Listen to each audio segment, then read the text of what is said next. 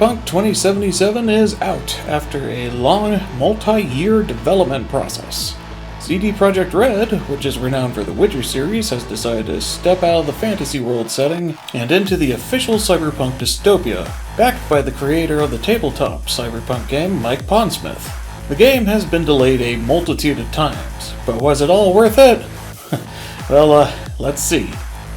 And let's see the hard way, by playing the game. A big thing that was advertised was play your way, and I genuinely hoped for an open-ended experience that would complement that. So, for my first playthrough, I wanted to put this claim to the test, and attempt a pacifist run. Yes, I waited so long for an action RPG that I'm literally going to try and slash off the action part of it right away. Because if the spirit of Cyberpunk is there, you should be able to at least attempt to talk your way out of almost any combat situation, right? Right? Anyway, before we begin, if you're new to my channel, maybe consider subscribing. I'm fairly new to the YouTube thing, but would appreciate your support. Anyway, let's begin. Also, minor spoilers ahead, at least for not even the first hour of gameplay. So, let's make a character of my own. We are V, a merc whose past begins with how we choose. We can start with Nomad, people who live outside the city and usually stick to their Mad Max-style vehicle clans. The Street Kid, or somebody who was raised in Night City and knows how to get around. Or Corpo, or Corporate Von Fancy Pants McDouchebag. For this character, we'll be going with Nomad. Because like in the Cyberpunk RPG, I felt like it'd be smart to make a character who'd stick to their background. You know, like an actual role-playing game. And I envisioned my V as a character who's traveled around the world over, and has meditated and found the way to enlightenment, which is through peace and not inflicting suffering upon others. Will that hold up in Night City? We'll see. Either way, we begin with our character being created, and honestly I'm a little bit disappointed with the options. Sure, you can edit your character's hair, eyes, face, and genitals, but not much else. I personally wanted to play as a Fat Buddha-style character. Something to give presence to my message of peace as a pacifist character. I should also mention, currently there is no way to change your appearance in-game. You're stuck with this V for the entirety of the game. But as we begin, we start in a garage, our car is broken down and we have just left our Nomad clan. With us being handy and knowing how to work our car, unlike the mechanic, we do a patch job, have a small little altercation with the police, and are on our way.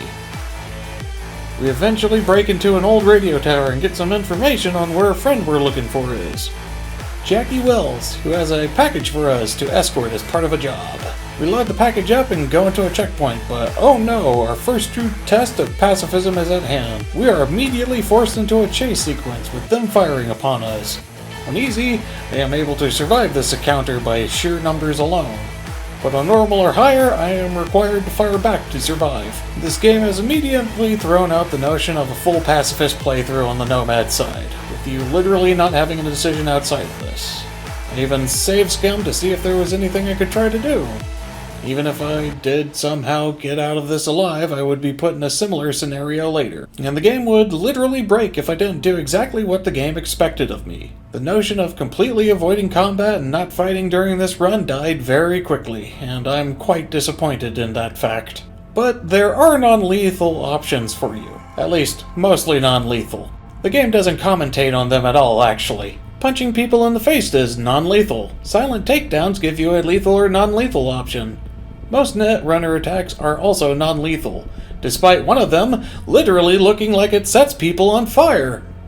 That's certified non-lethal Netrunner barbecue right there. There's also an item called a Pax mod, which will turn any weapon with a mod slot into non-lethal somehow, magically. I seriously would like some explanation into this. What is PAX? What is that the convention? Please tell me. Does it shoot conventions? But honestly, this makes a non-lethal playthrough not that much different from a normal one, which is a little bit of a disappointment. I don't mean to compare games, but Deus Ex at the least would give you unique non-lethal weapons, which could completely change the way you'd have to play the game. Regardless, we go on, and I think it's time to break my reviewer magic! This is actually my second playthrough of the game. things have a small opening segment on your lifestyle at the beginning, but ultimately you go through the same story beats of the main story afterwards. The game seems quite content heavy, but still revolves around combat quite a lot.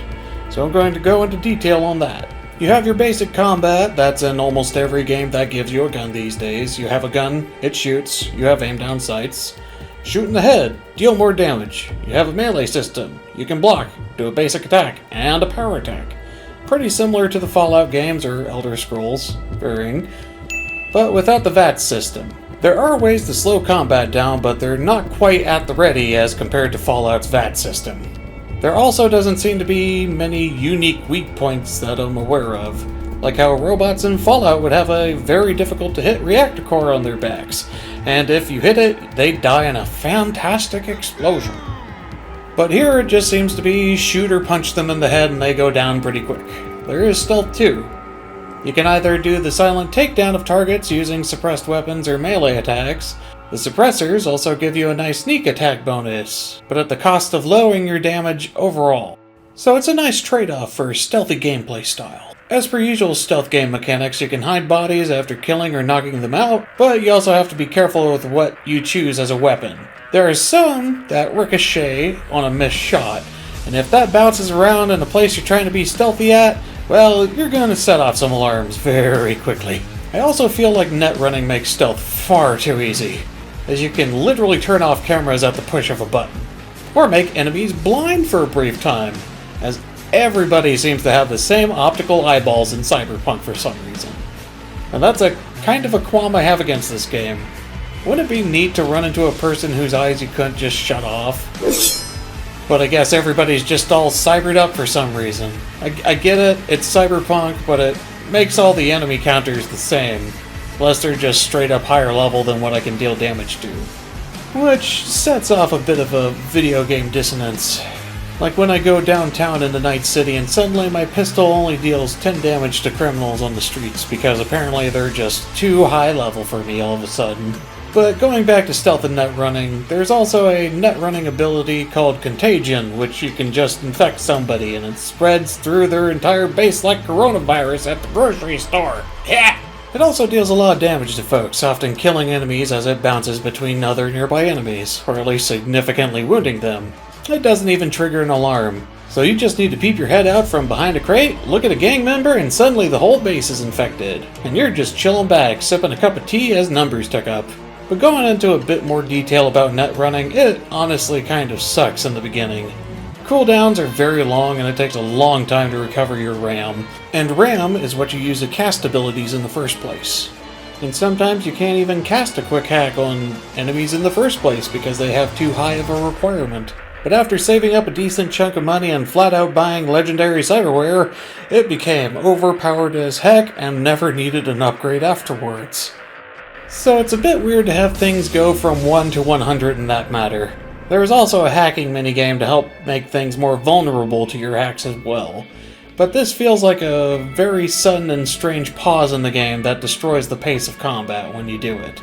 Out of combat, however, it's used for hacking nodes, which will net you some cash. And frankly, investing in skills for this felt like it exponentially would pay off later if you got it early.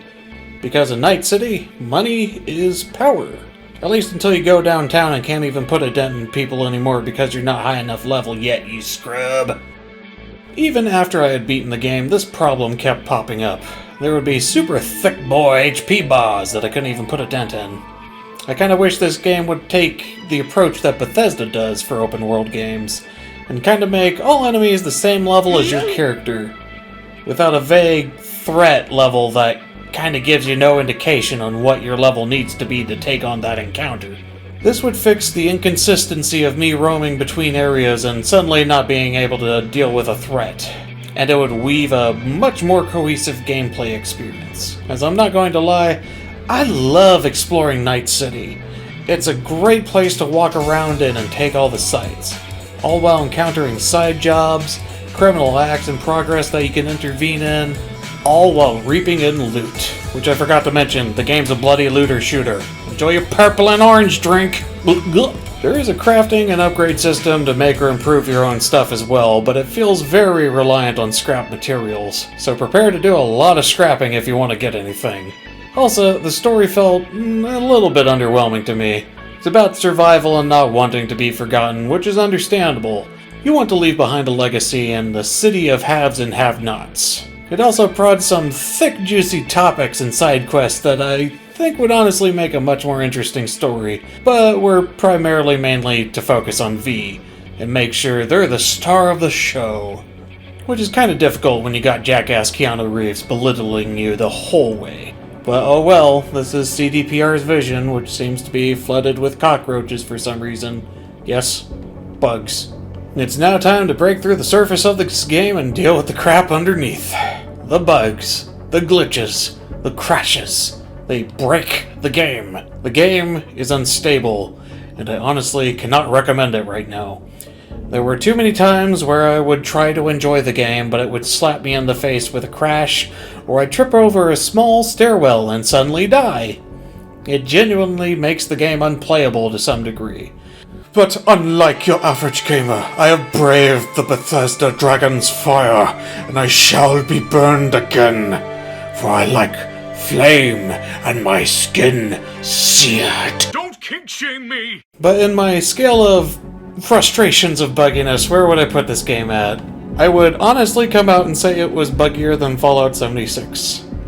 I'm also realizing the 70s might be buggy years in gaming. But Fallout 76 was a game I actively played at launch, all the way to the level cap, because I love open world games like this, where adventure awaits, even if those adventures are buggy. Fallout 76 was a multiplayer game, so at least I knew I was not alone in fighting the bugs that we encountered. But in Cyberpunk, you are on rails. You are alone. This is a single-player game, so there is no excuse for this to be this unpolished. The graphical errors I can deal with. The physics ones, they can be funny, but they can kill you.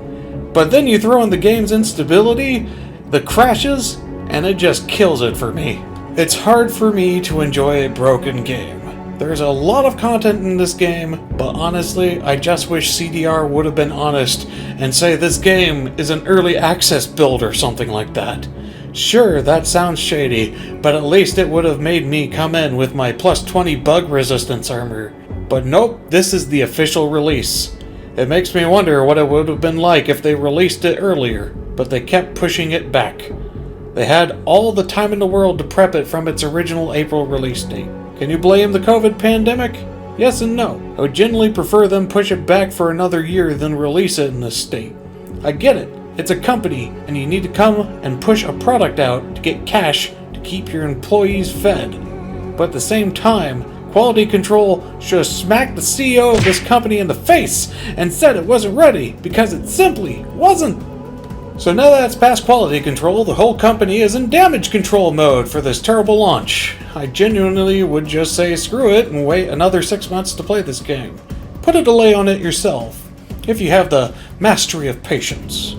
I'll come back to this game in a year, presumably after the DLC for it's been out, and come and check it out then. But until then, I hope you enjoy this buggy Cyberpunk beta. This game gets a meh. All that shine and fun cannot be salvaged through the bugs right now. And it had a few letdowns that kind of ruined my hopes of enjoying it. But dang, I need a detox after this game. Something Cyberpunk, but also gets that right. You know what I mean? I think it's time we break the glass on this and maybe play one of my favorite Cyberpunk series in the next video. I think it's time we tap into Deus Ex and see what Cyberpunk should really be like. Anyway, thank you for joining me on this adventure. It was quite a lot of work in the process. If you enjoyed this video, maybe give me a like. Are you waiting for the derailed hype train fires to die down before you play, or are you dealing with similar bugs yourself? Maybe tell me how it's going in the comments below. And subscribe if you want to catch that next Deus Ex video. This is Mr. B and Jackie himself from Cyberpunk. I'll see you next time. Bye-bye.